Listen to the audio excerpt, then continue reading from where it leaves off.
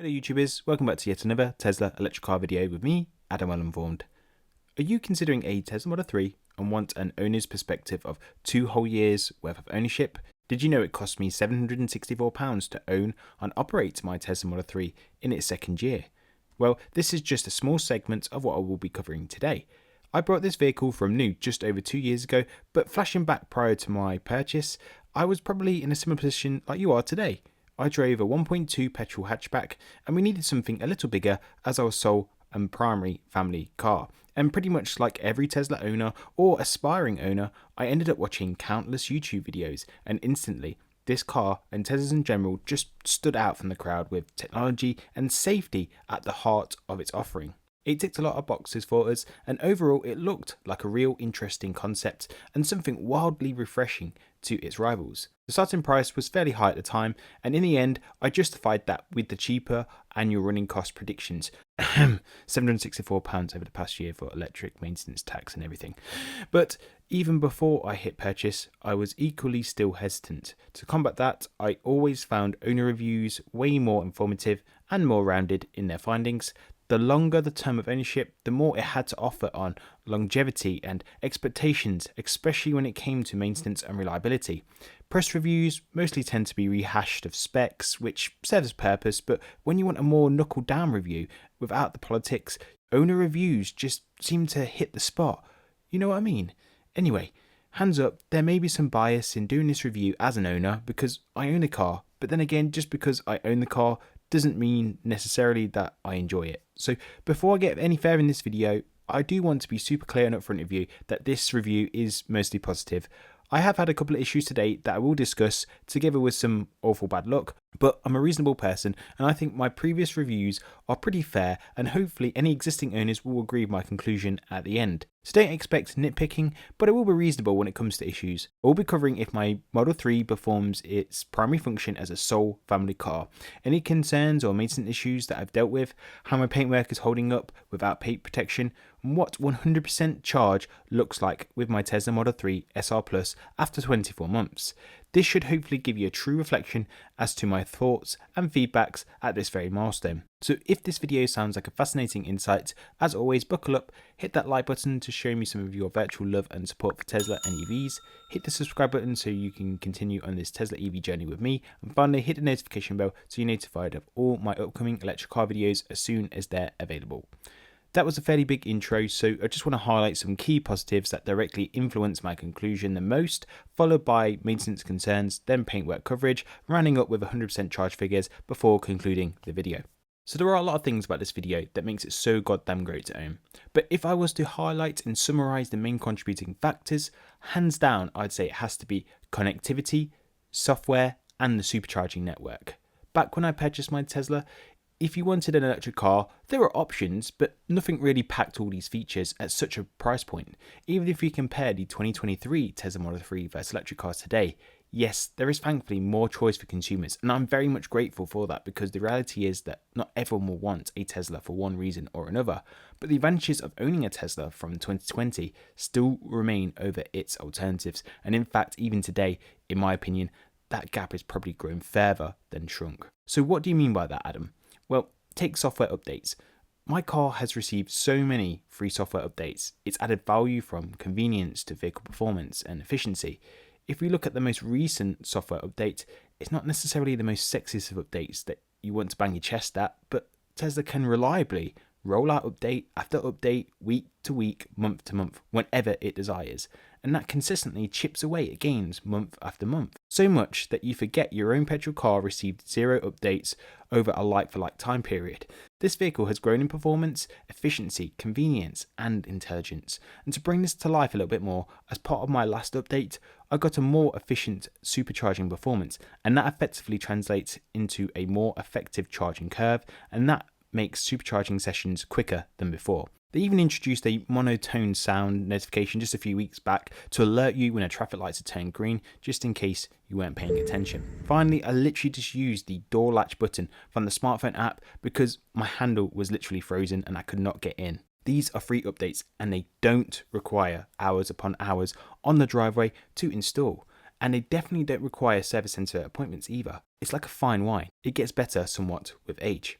You know the car is so heavily dialed into the software when you witness the refinements to the automated software. And I'm not just talking exclusively about autopilot in particular. I'm talking about automated full beam assist performance. So some people previously branded this as simply useless. However, opinions have soon changed. With a flick of an update, what was once a useless and so-called unusable feature now becomes a solid and more usable feature. And that's all because the software is the beating soul of the car. With the vehicle being on the road for like 5 years now, it's consistently being fine-tuned into the vehicle you wanted and more. Even the phone app works seamlessly and has seen new and incredible useful features such as remote live sentry mode. And I've used it for a few cheeky instant checkups purely for my own reassurance.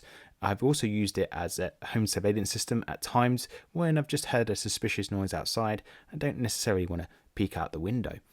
The final positive that I want to highlight before moving on to maintenance and concerns is the supercharging network. And whilst a significant majority of people will get by solely by charging from home, you will occasionally, and 5 to 6 times for myself over the past year, will need to use a rapid charger at some point. As a Tesla owner here in the UK, we and those in Europe have universal access to the Tesla supercharging network and any other CCS compatible charging networks. Despite having unified access to other networks, I exclusively stick with the Tesla supercharging network, and that's because it simply offers the best reliability and charging experience. And while some non-Tesla EVs can now charge at some, but not all, Tesla supercharging sites, it simply does not duplicate the exact same charging experience.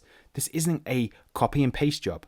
With Teslas, we can navigate to our destination of choice and it will find the most convenient supercharger and then precondition the battery for quicker charging speeds automatically when approaching it. Then we would have a seamless plug and play experience. No smartphone interaction or manual payment is required during the process. And let's not forget, the car can reroute you to another supercharger if all stalls are full upon arrival, and it knows this information. This is all because the software is dialed into the whole experience at all times. And at times, I find the whole experience can be overlooked or underappreciated by some. This is a smart car, not the tiny city car as part of the Mercedes family, but the Tesla is truly intelligent and makes your old petrol car feel like a sticks and stones alternative. In the little time that I've had my car, if I sit back from day one, I truly have witnessed an evolution of development, and undoubtedly the car has got better over time, and I think little could argue of the gains that it's made over that time. Moving on to maintenance and concerns, whilst you've probably seen that I've been full of praise so far, it's not all sunshine and rainbows. I recently had to change my cabin filters because my aircon started to smell like smelly socks. Now, this occurrence was within the window of replacement, and Tesla states the replacement should occur before it starts to smell, or 3 years since installation, whichever is first. Naturally, I was presented with the odor variant, and so I checked online as to how easy it was to replace it myself. And whilst I can confirm vehicle maintenance to me is primarily just topping up the tyre pressures or the screen wash and the occasional window wiper replacement, changing the cabin filters was going to be out of my comfort zone, as it literally meant getting on my hands and knees, getting my hands dirty, and honestly, it was going to be a messy job. I'm really not selling this, am I, folks? Not with a straight face anyway. And so I wouldn't recommend any average Joe doing it. Is it possible for an owner to replace the cabin filters? Yes, it is possible. But would I recommend any owner and every owner do it? No, probably not. It's just way too fiddly to do. Remove a few interior panels plus a duct, then the worst part was simply the screw location for the compartment where the filters are hiding. On my 2021 Tesla Model 3, the screw location hatch had actually moved from previous iterations and was actually located at the bottom rather than the top, and this meant actually getting a screwdriver in or the Allen key at the right angle and avoiding the carpet was just near impossible. And as you would expect, I did lose my rag with it. However, it wasn't a total failure, and I actually realised that there was another tool included with the kit that I purchased from Amazon, which thankfully made the process a lot easier. So I got those filters swapped out, and frankly, the old filters looked and smelt worse than my ass after a workout. And to think that my family and friends were smelling this frequently, just fun. So yeah, rounding this up, if you start smelling a dirty sock smell from your aircon, do get it changed. Next time around, I'll probably just get Tesla to do it for me, or maybe another garage that's willing to help. If you want to do it yourself, I'll put the third-party kit from Amazon that I used in my kit list, as you may be more hands-on than me. This kit literally had all the tools for the job, which made it easier. My initial thoughts on the filter itself are actually pretty positive too, and I think it performs better than the original filters. But before I definitively say that, I just want to go ahead and do some more testing. But so far, so good. Therefore, just rounding this little bit up, for a new Tesla Model 3, my feedback for Tesla is just to make this process way more easier. And ideally, you should make the filter replacement process almost as easy as it is to fill up your screen washer fluid. Ideally, I just don't want to get on my hands and knees and have to do all that work again.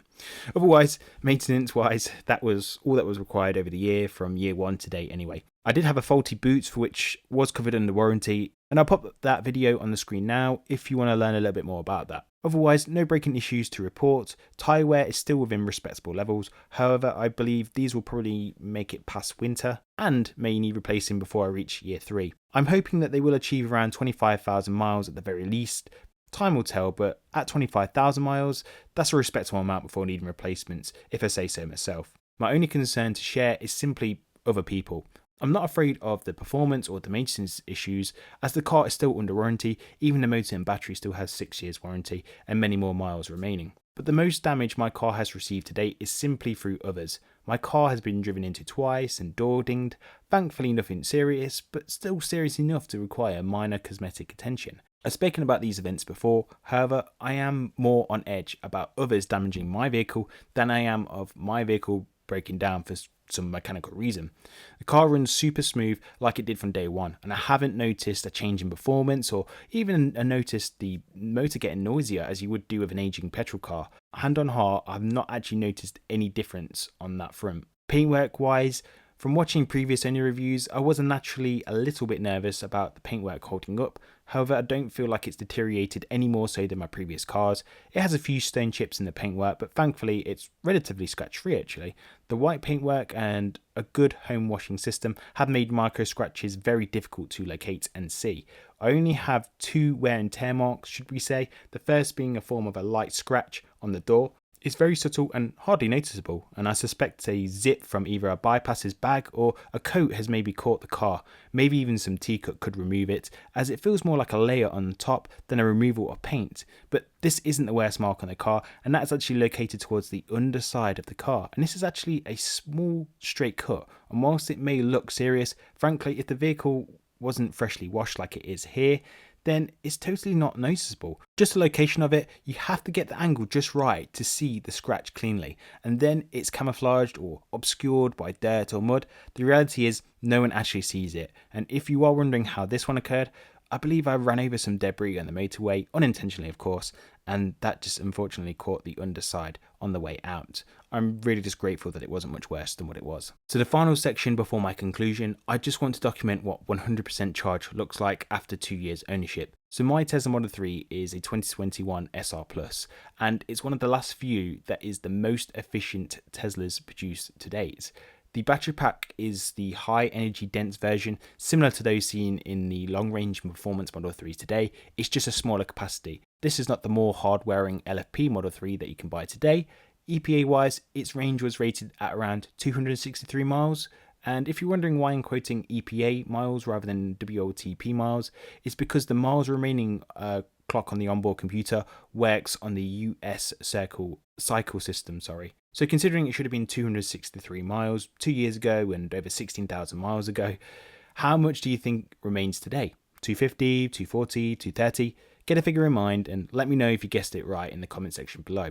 In order to do my not so super scientific test, I drove down to my local Tesla supercharger at Fast Park, making sure that I navigated direct to the supercharger because we want that preconditioning setting to activate ahead of arrival because current temperatures are currently close to freezing.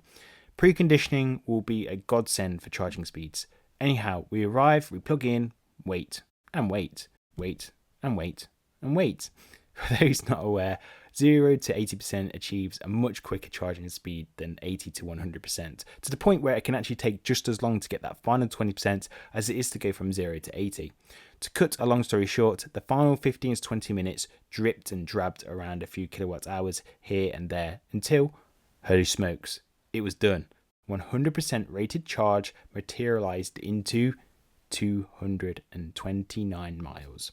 Now you're probably thinking that's quite a bit of battery degradation, but actually it's far from the truth, and that's because I changed my vehicle settings to take into account the removal of the aero wheel caps.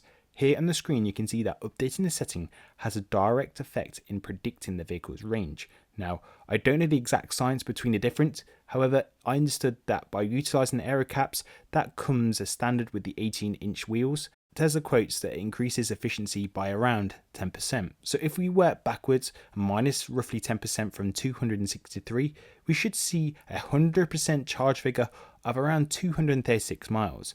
And I think that between 12 and 15 months ownership, my onboard computer at the time reported 235 miles, and it has dropped from 235 to 229. So roughly speaking, I believe I've lost around maybe 2.5% of my non-aero cap Tesla Model 3 SR Plus range, or 7 miles. And so I can hardly grumble with that. I'm pretty sure my petrol powered car would have lost just as much efficiency over the same period, if not more.